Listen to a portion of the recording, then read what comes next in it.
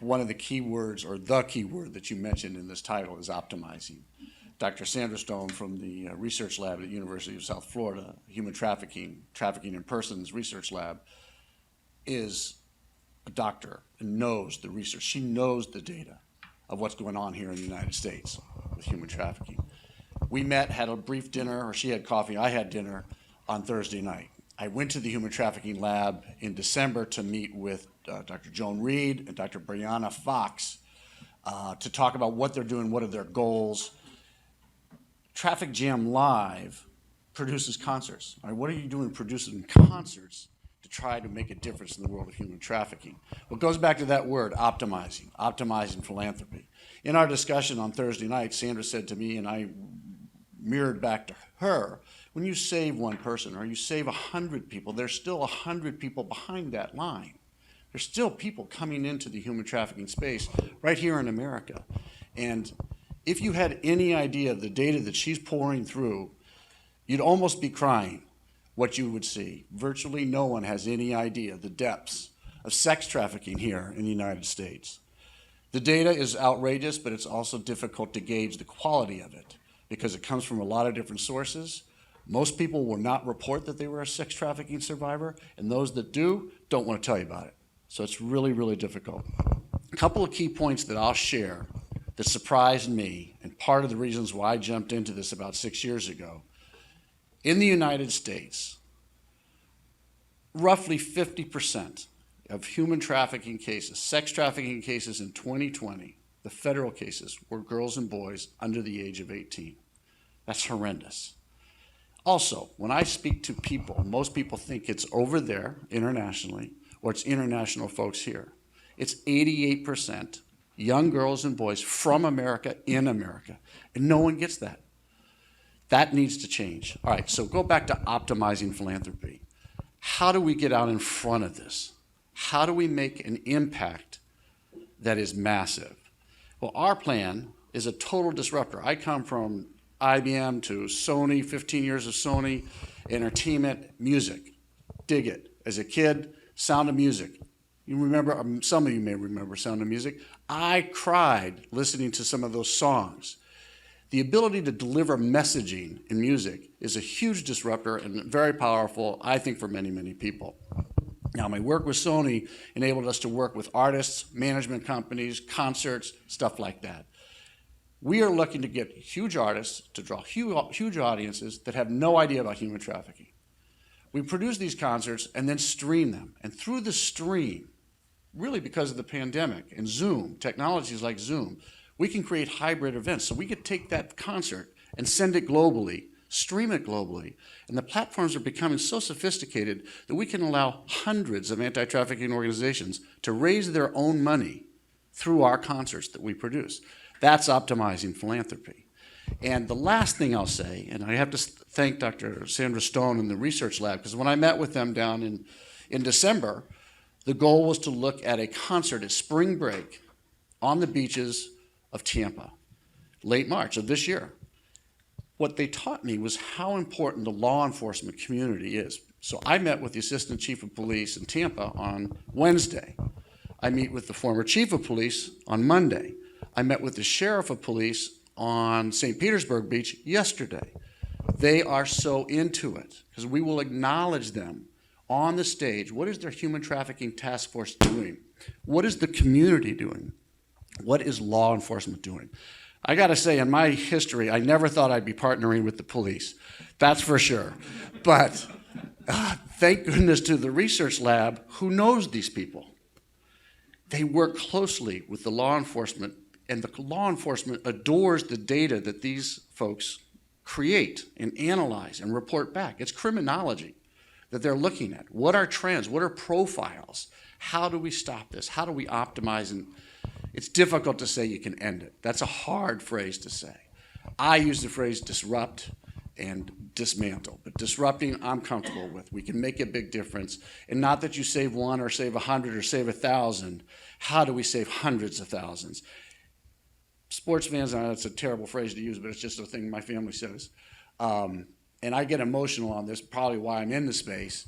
I have a daughter, she's 31 now, but these children die They die, and you never hear it. The average lifespan, you cannot qualify this data, but the average lifespan reportedly is about 7 years. Whether it's suicide, overdose, murder for young children as they, you can't even say progress through the human trafficking world, but as they stay in that particular area.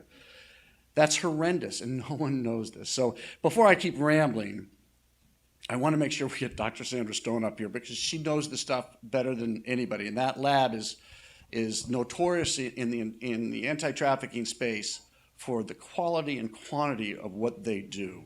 And when I met with those police people over the last couple of days, and one more on Monday, as I said, they depend on the information that this research lab is creating. So again, optimizing philanthropy is huge. We are psyched about producing concerts. We just did one with Jose Feliciano. Now that reached an older audience, and we're just working on the streaming platforms. It's growing, and now we're talking about rappers and DJs and country artists on the beach, the last weekend in March, and St. Petersburg Beach, and I have 3 departments of police who are psyched to put this on. That is cool to be able to produce a concert with that type of enforcement behind you. It's going to be dynamite. So that's I would like Dr. Sandra Stone to join me. I was so thrilled that she would join this panel.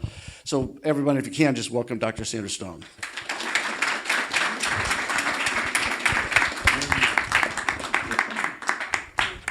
I'll give you the microphone. One more time. Let me just read Dr. Sandra Stone's special bio here. And we had a great time at Panera Bread a couple of days ago. So Sandra Stone, PhD, is a professor of criminology and the assistant dean of students at graduate studies at the University of South Florida. Dr. Stone is helping establish the University of South Florida's Trafficking in Persons lab as a data repository for human trafficking data and developing, this is important, developing an interactive digital resource platform to facilitate the connection of victims and services. So what does that last piece mean? Right now, you should know, and so few people, everybody know this signal? Have you ever seen this signal? Do you know what that means? Help. The hand signal for help. Okay, that's been out there for years. We have been promoting the hand signal for several years. In October, a woman was saved. A young girl was saved. She was abducted in Georgia, picked up in Kentucky because someone had seen this on TikTok, had seen that. We'd worked for years trying to move this thing along, and in 1 week, millions of people learned about that signal. So when you leave here, remember that. What do you do when you see that? It's really simple. You call law enforcement, then the human trafficking hotline. And now, Dr. Stone, I'm sorry I took the stage too much, but I want to turn it over to you. But that's a takeaway, right? Mm-hmm. That is a big takeaway. And remember, if you have friends who have children, 65% in 2020, 65% of the sex trafficking victims were lured into sex trafficking through Facebook. All right? Facebook. They can get into the most affluent communities and direct message. And they know how to find the vulnerable people. They know how to find vulnerability. I'm sorry, I'm just talking too much. Dr. Stone. Thank you. I was told this was informal, so I didn't bring a PowerPoint slide or anything. So I just want to take a few minutes and tell you a little bit about our lab and tell you what we're doing. We are not a direct service facility. We are a research lab, but we've made it our goal to try to do what we can to support the work that direct service providers are doing out there on the front lines, and that includes law enforcement as well as the social service and healthcare and other people that are trying to help victims and survivors. So this lab was started a couple of years ago by Dr. Joan Reed, and Dr. Reed is a criminology professor at the University of South Florida on the St. Petersburg campus, and she has been doing research in human trafficking since about 2010 and was just recently acknowledged as the 5th most productive researcher in human trafficking in the world. So she really knows her stuff. And she was able to get an internal seed grant from the university a couple of years ago to establish this Trafficking in Persons Risk to Resilience Research Lab. A couple of other colleagues and myself had been doing some work already with Selah Freedom, which is an anti-trafficking organization in Sarasota. And so Dr. Reed asked us to join her lab, and there are a couple other faculty who are doing some work as well, some with law enforcement, some with service providers. So altogether, we're trying to figure out how can we make an impact? What can we do besides our own little research projects? What can we collectively do at the university that would make a major impact on this problem? So we went about doing a needs assessment, and we've interviewed probably about 100 people right now from all different sectors: law enforcement, social services, the law area, different judges, court people, corporate people, philanthropists, clients of services, the whole gamut, just trying to say, how can we help you? What do you need so that you can get help, so that you can benefit from help, so you can do your job better? How can we help you? And so culling through all this information, there are a couple of real big themes that kept popping out for us. One was the need for more and better data. And I think there are a lot of statistics floating around out there, but the real truth is we don't know the extent of this problem. We really don't. And a lot of times, we look at law enforcement data, that's one indicator, but a lot of times people don't get arrested for human trafficking. They get arrested for something else. And so it gets coded differently. And even when they bring in victims, they're not always given a charge of human trafficking or acknowledged as being involved in human trafficking. They're charged with prostitution, or they're charged on some drug offense. So it's really hard to get good, accurate data. We really don't know. One of the few centralized databases in the country is the National Human Trafficking Hotline. And in 2020, they reported they handled over their hotline about 10,500 cases, but we don't know how many people are involved in those cases. So a case could have multiple people. There could be one person that several people called in and it got recorded as different cases. So not to belabor the point, the point is we just don't have good data. And there's no one place where this data is sent so that we can start trying to figure out the real extent of this problem. So we decided we'll start in Florida, and we decided that we would like to become the centralized data repository for human trafficking data in the state of Florida. Everybody thought this was a great idea, and including we have a lead champion with Representative Jackie Toledo out of Tampa, excuse me, who has sponsored a bill in this current legislative session. It's House Bill 1439, if you care to take a look at it. But among other things, this bill incorporates the University of South Florida's Trafficking in Persons Lab as the central data repository for human trafficking data in the state of Florida. And if it passes, it would mandate law enforcement agencies, Department of Health, Department of Juvenile Justice, Department of Education. Seems like I'm missing somebody. But they would all be required, as well as service providers in the state of Florida that receive federal or state funding, to report their data to this hotline, or to our data repository. So that way we can start really getting a handle on what's the extent of this problem in Florida. We hope we can expand beyond Florida at some point once we get this set up, but that would be really exciting. It would be a real giant step forward, and it would be so much help to get good, accurate data so that we could get a good handle on the problem, know what we're looking at, and know better how to redirect our resources so that we can have more of an impact. So that was the data side. The other side that we kept hearing from people was, on that point, yeah, who's doing it well statewide? Like, who are you modeled on? nobody. We're the first that would do this. So we're really excited about it. Kind of groundbreaking, yeah. And I tell you, we've gotten a lot of support from people in Florida, in the administration in Florida. It's been really nice to get the support. So the second part was there are lots and lots of people out there doing something, but they're all doing it independently, or maybe a couple of people are working together, but it's very siloed, it's very disconnected. And so the other thing we were hearing is it would be really nice if there was some way we could pull all this resource information together, because we don't know who has beds, we don't know where there are vacant beds when we need an emergency bed for somebody. We don't know who provides medical services so that we can get help. How can we pull all this together? So the other piece is that we're trying to leverage technology, and we're trying to establish an interactive digital platform that would connect all the resources and services together in Florida so that somebody could get real-time, accurate data on who's doing what and who might best serve their client in the moment when they need help. This would be, again, a really, really nice, groundbreaking kind of thing to do.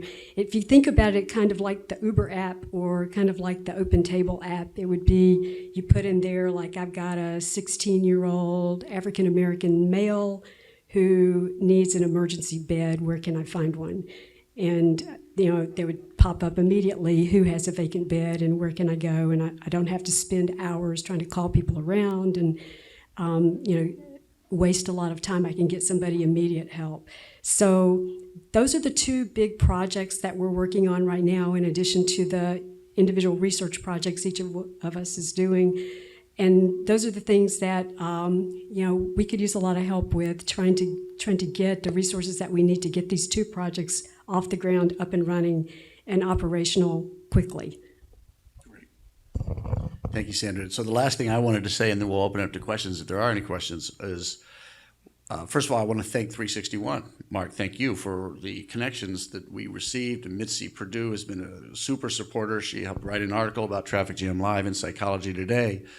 But one of my first connections at 361 asked me, "What's your ask, Bo?" Well, I have never actually received that question. And I said, "Well, we need money." And then I was like, "Oh, Bo, that was the worst answer. It's just the wrong answer to give." So I'm like, well, I got to come up with a better one. So what I didn't know about Dr. Sandra Stone and the University of South Florida, when I met with them in December, I just figured they're all funded by the University of South Florida and the state of, they're not, well, they are, but they can receive outside grants and funding to help a lot of their projects be efficient and get to this type of interactive data center so people can find, where do I need to sleep tonight? What hospital can I go to? How can I get on an airplane and get out of here? Those types of things are pretty vital. So the last thing I'll share in terms of what our ask is, my revised way of stating it, is connections, networks to people who are passionate about this. And we will be announcing in the summer something called sojoart.org, which is a for-profit side of this through a public benefit corporation. So you can actually make a return on an impact investment that funds the profitability to social justice through art, through music, and sculpture, and a few other things. But that'll come out this summer. That's pretty much the extent of it, Mark. Thank you. So tonight at dinner, are you joining us for dinner, Dr. Stone? I don't know. Are we doing We haven't talked that far about it yet, Mark. Well, we should have a table with you, those who are interested in this, Perfect. continue the discussion. Thank you. I want one question, if I could just ask one. Yeah. First of all, both of you, thank you for the work you're doing. I just wanted to, as a raising awareness that came to me, was we moved from Kohler, Wisconsin, where there's a lot of golf events, maybe right about the PGA events, and we're a hub between Chicago and Green Bay.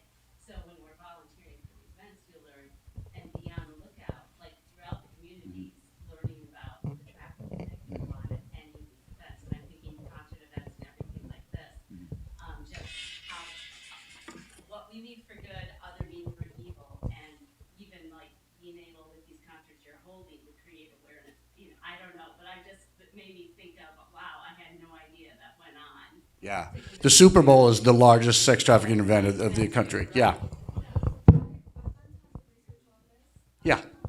And I was really interested in it because about a decade ago there was more awareness. But I'm from Virginia, and the largest place where sex trafficking actually occurs is called Tyson's Mall. And so it also occurs in malls, like large public places where women are often walking alone and interacting or walking back to their car. And so it's a huge issue, especially for the employees of the mall. Yeah. Yeah. And that woman. So and It's a dark shadow that we're trying to optimize to put a spotlight on it. And music is our disruptor, and data is your disruptor. Yes, Steve? Quick question, is there anyone in Washington DC leading the charge on this? There's a United States Advisory Council to Human Trafficking that was started, I'm going to guess, 8 years ago. Let's just go with that. So we interviewed a woman by the name of Rachel Thomas. We got her involved with Traffic Jam Live. She's on the council. as the transition of power took place, we're still waiting to see what is the new direction there. It's still an emphasized thing. One of the best things that I've seen recently, about a week ago before I came down here to Florida, I read that Florida is putting out to look at making the sex buying a third-degree felony. Am I saying that close to right? A felony's huge. Yeah, that's part of this bill. It's part of the bill that would make us the centralized data repository, but it moves the first offense from a misdemeanor to a felony. Right. So, men, we are the demand. We are the bad part of the equation. I'll end on that one.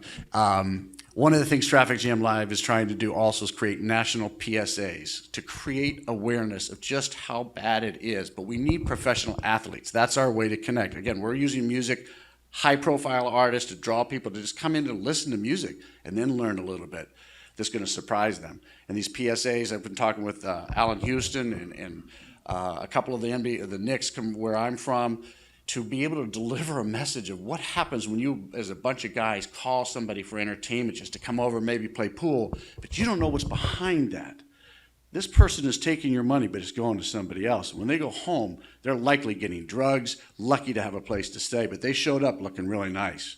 Anyways, it's some raw stuff. I hope that helps, Steve. Yep.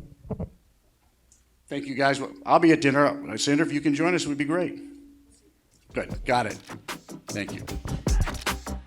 Come join our 361 Firm community of investors and thought leaders. We have a lot of events created by the community as we collaborate on investments and philanthropic interests. Join us.